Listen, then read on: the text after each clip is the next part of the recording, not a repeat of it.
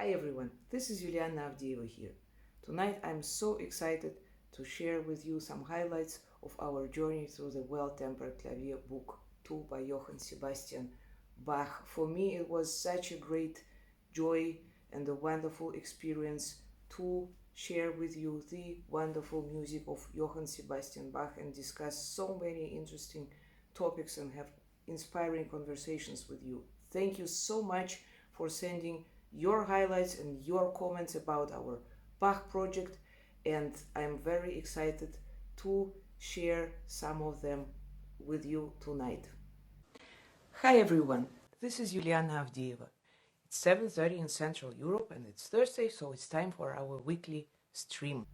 For those who did not join us from the very beginning, I will just say a few words how it all started. It was March 2020, just the first lockdown, as I actually absolutely spontaneously decided to have my first Facebook live stream, and the motivation behind that was actually to keep in touch with you, to keep in touch with the audience, to have this opportunity to continue sharing music, because this first lockdown was absolutely that in my experience was an unprecedented experience, and I was searching for possibilities to stay in touch with you and share my passion for music with you.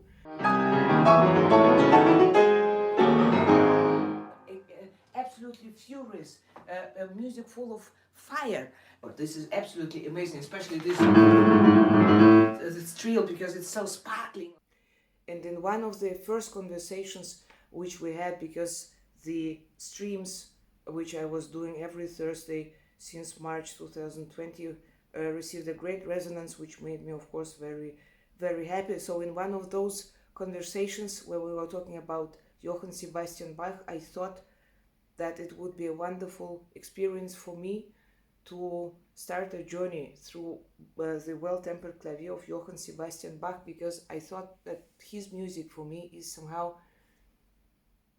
it reflects all kind of human emotions. It's very empathic. It gives so much power and light also in very dark times. So that was the original idea how the Bach project started. And then of course it was for me absolutely amazing to feel that so many people were excited about that, and to have a chance to have a conversation with you through the social media. That was indeed a wonderful, maybe once in a lifetime chance, and I'm very happy that I realized that I have this possibility, and thanks to that we had so many, for me, very inspiring, moving conversations where we were sharing thoughts on music, on books, on paintings, on so many other topics, like also practice or things which went wrong on stage or behind the stage somehow. And for me it was also a unique opportunity to learn more about you. And I realized how it is important for me to understand what drives you, what you admire in music and also in art, what kind of people you are. And for all those moments, I'm very, very grateful to all of you. So finally, as the first book was finished, that was in October, somehow the second lockdown was already coming, and I thought that it would be a great experience for me also to go on with Well-Tempered Clavier, because for me, honestly, the second lockdown was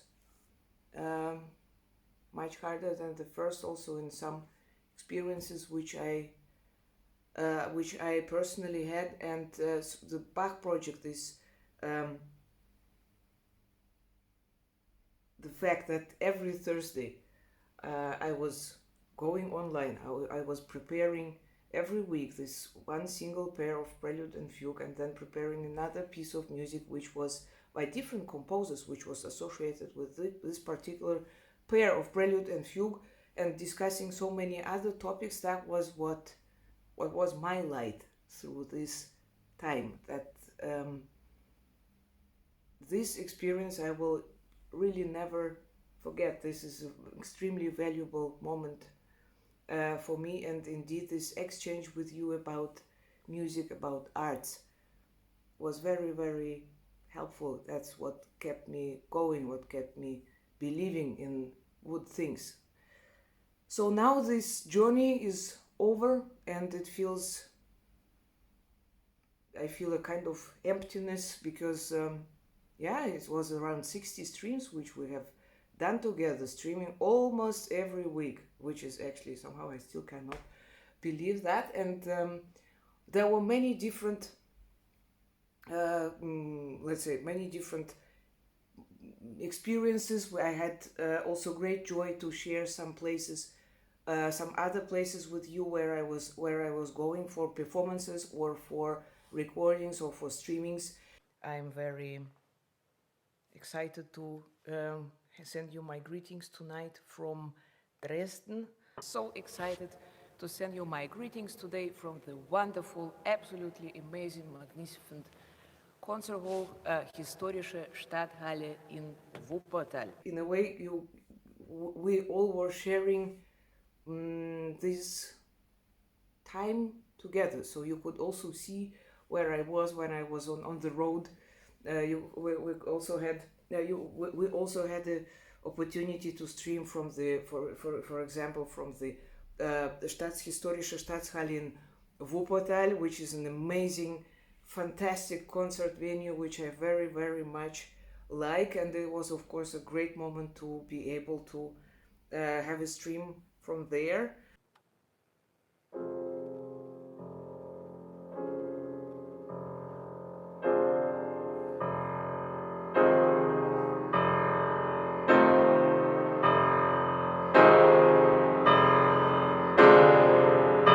So look here, it is absolutely gorgeous. So it's my third time in this concert hall, third time with the Symphonieorchester Wuppertal. So Wuppertal.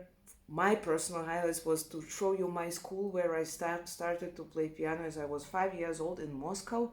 I'm so delighted to be here tonight and say hello to everyone all over the world from Moscow, from the special music school called after Gnesin. I was very happy to read that Birgit had a very special experience during our stream from Moscow about the Tchaikovsky's April from the Season. So she writes, "This piece reminds me of my Russian teacher who also graduated from Gnesin school. When I was 18, he tried to teach me April. Unfortunately, at that time, I wasn't able to estimate this music. I rather thought, why doesn't he give me a more difficult piece? It's only now, over 20 years later, that I feel the beauty of this music when you played it, and I finally repeated it." Birgit, I'm so happy that now you have a better view of this great piece of Pyotr Tchaikovsky. Thanks a lot for your great comment.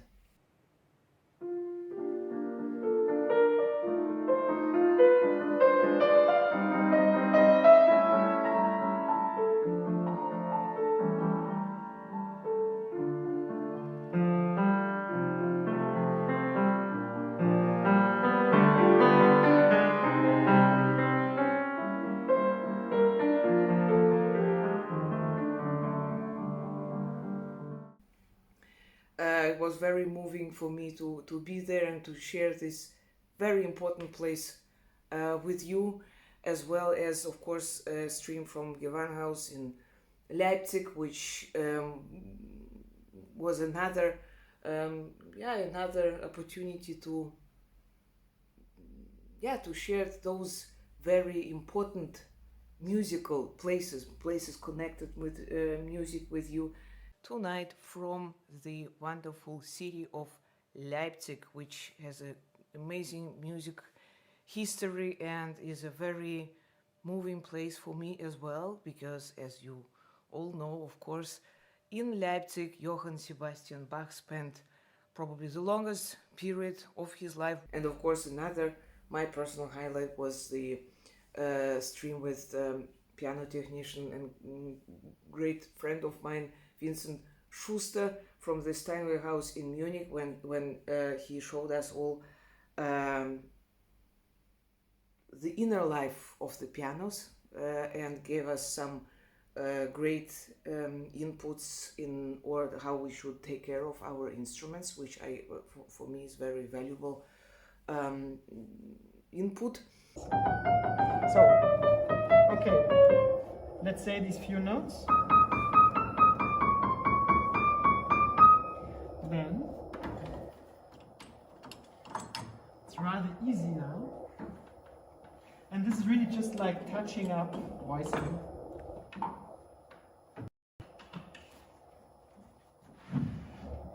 So this is how the inside of the piano looks like. Right. Look Here at we that. are. It's a typical Steinway action. That. So there were different experiences. So it was both, of course, mostly from my home place, from the place where I prepare for, where I spent most of my time last year, and what I really admired that at the moment when we had this stream, this place was not just one particular place in somewhere. It was a meeting point for people from all around the world. First of all, I would like to say hello to everyone. Hello, Annalise. Hello, Evelina. Hi, Kyoko. I know that it's early in Japan, so hello to Japan. From Australia to Hawaii, through Taiwan and Brazil. So it felt like, we would be meeting all together there in this particular moment on Thursday at 7:30 p.m. Central European Time. And I appreciate so much that many of you did even adjust your schedule in order to be able to watch those streams. I know that Topol was waking up because he lives in Japan, so he was waking up at I think at 2:30. Yeah, right, at 2:30 in the morning, so that he can just really join this stream. And for me, it's really very, very moving to know that how important these streams also have been for you.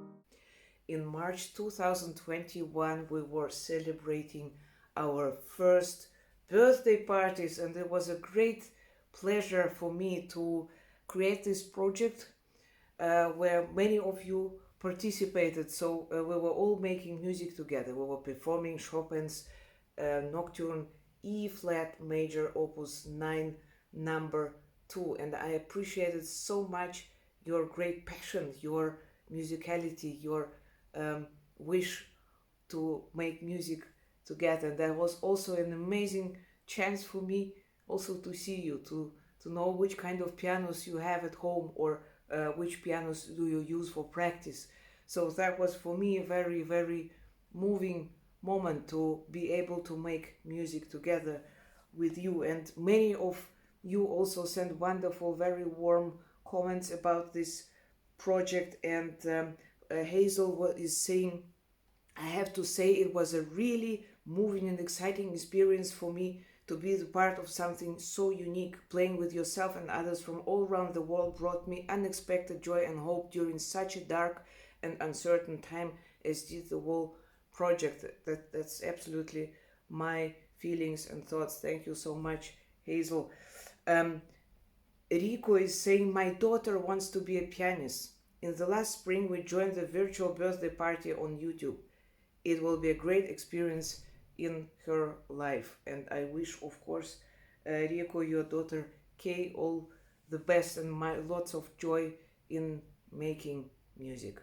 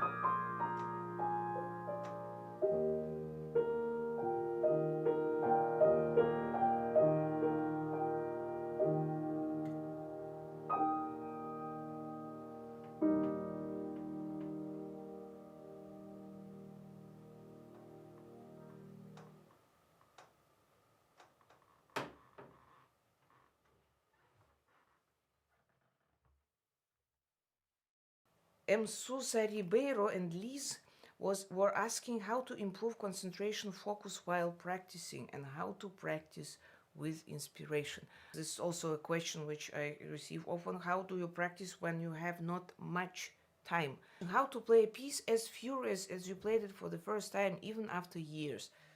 And there were also a few streams where we were talking about technical difficulties and practice, and it was, for me, really very touching to see that many of you were very open, asking some questions, asking for some advice in some technical issues or practice habits. And of course, it's I really appreciate this open open conversation, because sometimes it's not easy to ask some questions when something is not working or something, but so I appreciate this open exchange so much. And for instance, Roberto is saying, I'm learning to play the piano all by myself, so you might understand how your words were important for me, in particular when you explained the technical aspects of the music you played.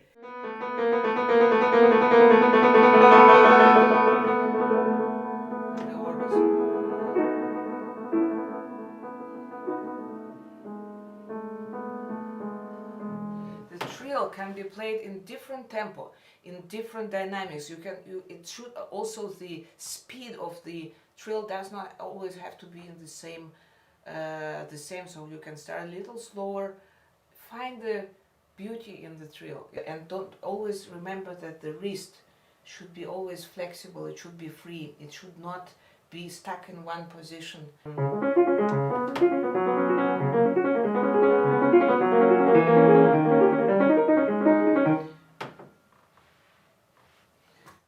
For practicing, it's very healthy for the ears to practice with no pedal at all, because then you really hear which fingers are weak, which fingers are strong, where are some places which are not comfortable, maybe the fingering is not right. How I would basically practice almost everything, starting always with a slower tempo. So that you really can feel the hand, you can feel the position.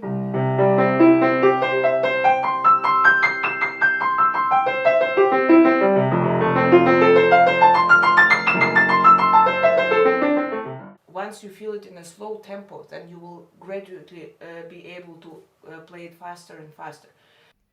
And Alexis wrote, for my part, as I am a piano and music beginner, I learned a lot about feeling music, how to interpret some pieces and guess the message that the author wants to deliver.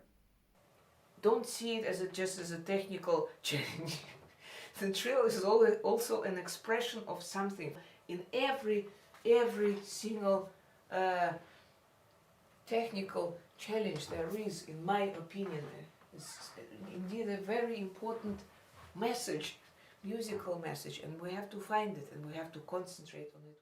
But what I also appreciate so much that those streams must have been also interesting not only for professional musicians and also piano players, but also for music lovers. And Hubert was saying your weekly discussion was not too specific and only accessible for piano profis, but reaching a broader spectrum of music lovers. I'm very happy if this is your feeling about those streams. Oops, sorry, that happens. Annalise wrote me in a message, my favorite stream was the one where we shared stories about what went wrong in our performances. I had a good laugh during that one. I also was very happy and seriously laughing on some of the stories which we have exchanged during that stream. Too many, it happens when you have so many scores on the piano. It just doesn't want to. Oh, that's now I have a usage for the smaller snowman. It is very important that I'm a terrible singer, but I'm trying my best.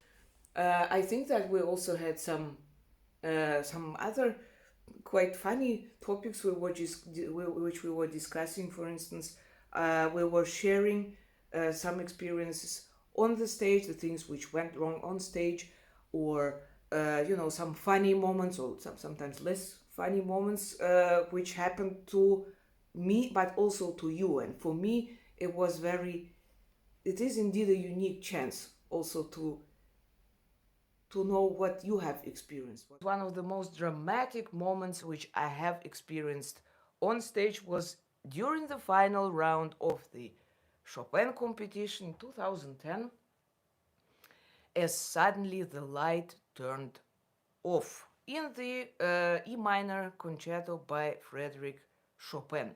Hazel was saying that she had two plastic chairs stacked on top of another instead of a piano stool, and the floor was polished.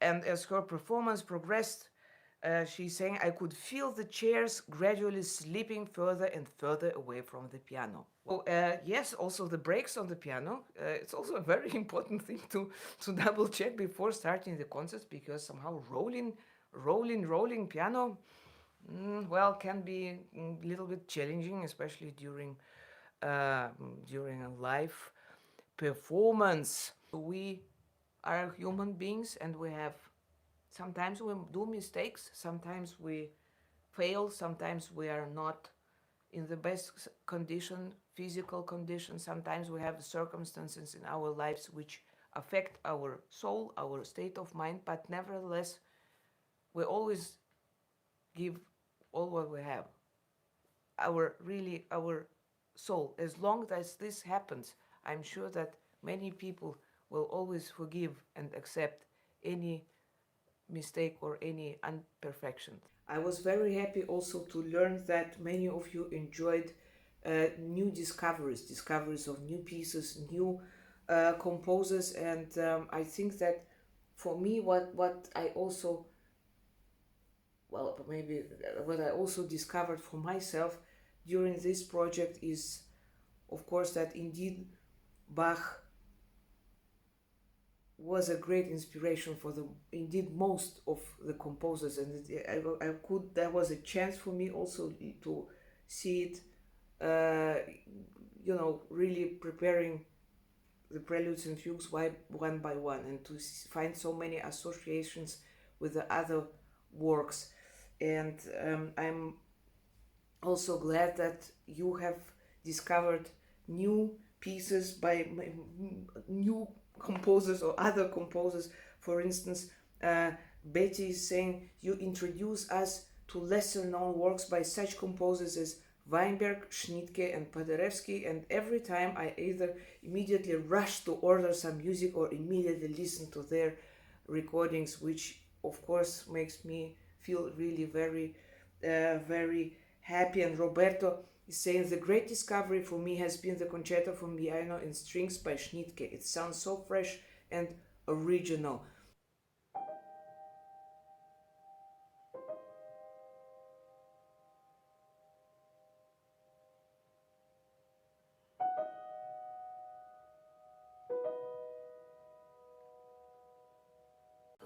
It reminds, even on the beginning of the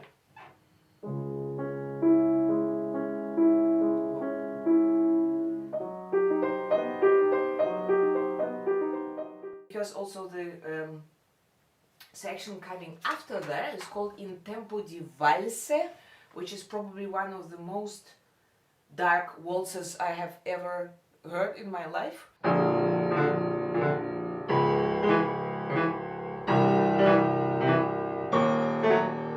In the middle of this darkness, the chorale enters, the orchestra is playing it, and the piano is answering. So, of course, I'm really happy if our streams also motivated you to learn new pieces, to practice them. And what I also was very happy to hear that we were talking, of course, in those streams also about the, let's say that the many great composers and pianists from the past were always suggesting to start their daily practice with Bach. So I indeed, in these 16 months, I experienced that, what it means to start my daily practice with Bach's music. But I was so excited to see that many of you also felt this, let's say, the advantage of starting your day with Bach's amazing music. So keep going, and I promise that I will also continue on my daily Bach work. This is indeed so colorful. It has so much energy. These Kandinsky paintings. We also had very exciting and inspiring conversations about other art forms like paintings, and also great books or books about the composers' lives. That was a very interesting topic for me as well. And Günther is saying your ability to link the music to other forms of art like poetry and painting as archetypical human emotions transformed into art open a new way of looking to the masterpieces.